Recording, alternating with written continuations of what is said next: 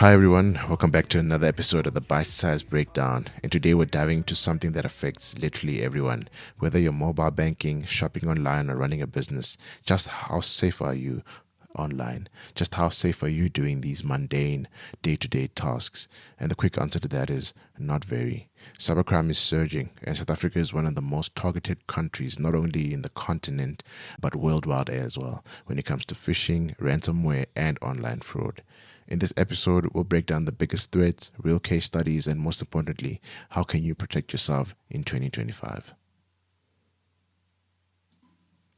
So let's start with the big picture.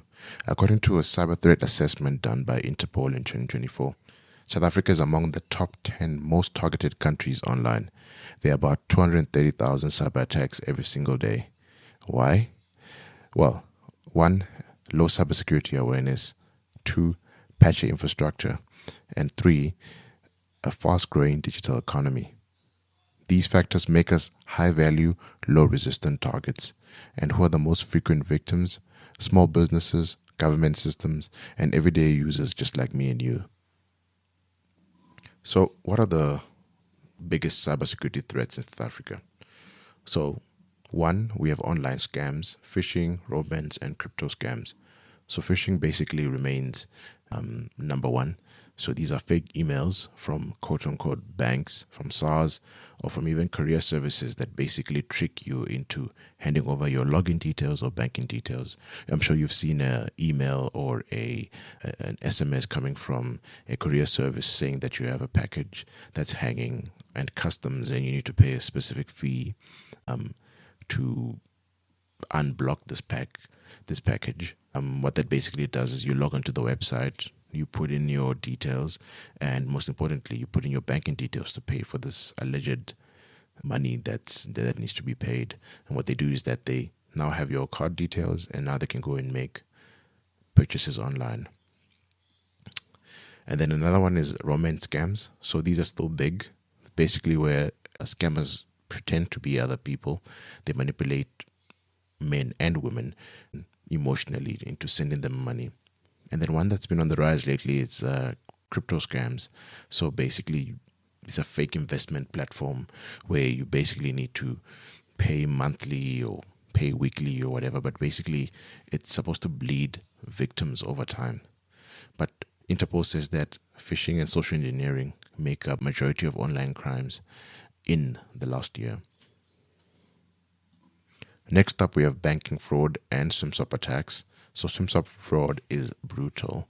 Hackers basically hijack your phone number and they're able to bypass two-factor authentication. That means that they're able to log into your banking app and basically empty your account. The next one is fake loans. Basically, they look real, but they do is that they steal your banking information and your ID. Basically, over the past couple of years, a lot of money was stolen. I think millions were stolen. And major banks in South Africa have had to issue alerts for people to watch out for these type of scams. At number 3, we have business email compromise, BEC. So these scams basically target companies. So criminals hack into your company email account and trick finance staff into paying fake invoices. One South African firm lost over 100 million to a single attack. These scams are very stealthy and they cost millions across businesses in Africa. And then the last that I have on my list here is ransomware and data breaches. So ransomware basically locks your files and then the perpetrators demand payment to unlock them. Victims can be anyone, literally from small firms to state entities. For example, in 2023, Ghana's electricity company and South Africa's very own TransUnion were hacked with this type of attack.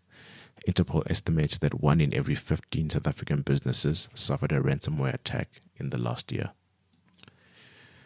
So how do you stay safe online? The good news is that you're not helpless. There's some things that you can do to try and help. First, you can use strong passwords. Don't use things like 1, 2, 3, 4, 5, 6. Use strong passwords that are not easy to guess. And when I say easy to guess is your name, your birth date, or month, or whatever it is. Any information that is personally identifiable, that that's mostly public knowledge, especially if you're on social media. So use strong passwords, uppercase, lowercase, a number, special characters, minimum lengths, at least 8 to 12, that's good. Another thing about it is people tend to use the same password for multiple accounts. So if one account gets compromised, then a lot of your other accounts can get compromised as well. The second thing is turn on 2FA. So 2FA, basically two-factor authentication, basically allows that even if someone provides a correct username and password, they still need to authenticate a third way. I say third way because it sends like a OTP or an email or something along those lines to your number or whatever, just a way to show that it's really you trying to log into the account. If whatever platform you're using, if it has 2FA, just switch it on.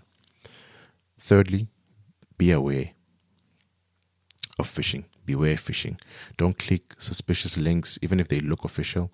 Don't click them. Most of the time, they are not.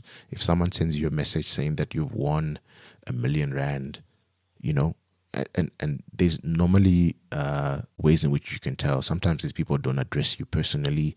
There's a lot of mistakes in the phishing emails or messages. So just be aware, just be alert, just be awake. Fourth, avoid public Wi-Fi, especially for online banking. A lot of people go sit at public spots. They connect to the Wi-Fi there. It's easy, guys, to spoof your details there, especially if the connection is not encrypted. That information is available for anyone that's connected. If people have the right tools, they're able to basically watch you and watch what you're doing when you're connected to a public Wi-Fi.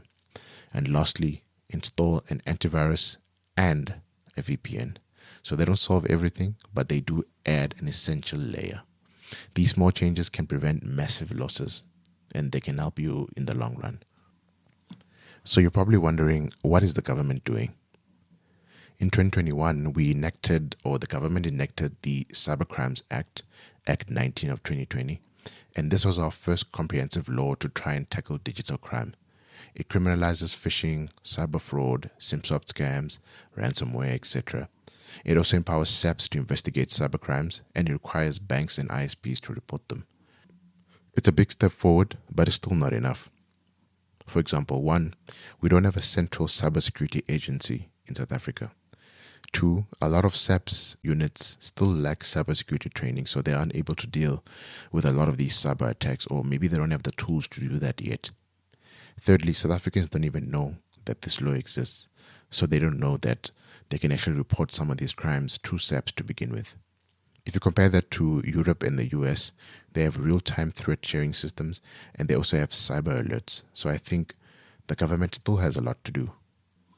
So cybercrime is definitely on the rise in South Africa, definitely on the rise. And I think the biggest issue for us is that we lack knowledge. We don't know what to look for. We don't know that we're being scammed, especially for the people that are not as digitally enabled, that are coming into the technology, especially, for example, our older people or our younger people as well. Of course, everyone, can fall victim to this, but I think people that are not used to social media, not used to having emails, you get bombarded with thousands of emails every single year trying to scam you, and eventually people fall for these scams. So I think the most important thing is to know your rights, stay vigilant, and take basic precautions, like use strong passwords, 2FA, and use only verified apps. All right, guys, if you made it this far, I just want to say thank you. If you found this episode helpful, please like, please subscribe, please comment. Have you or someone been scammed online? If so, share with me down below. See you in the next episode. Peace.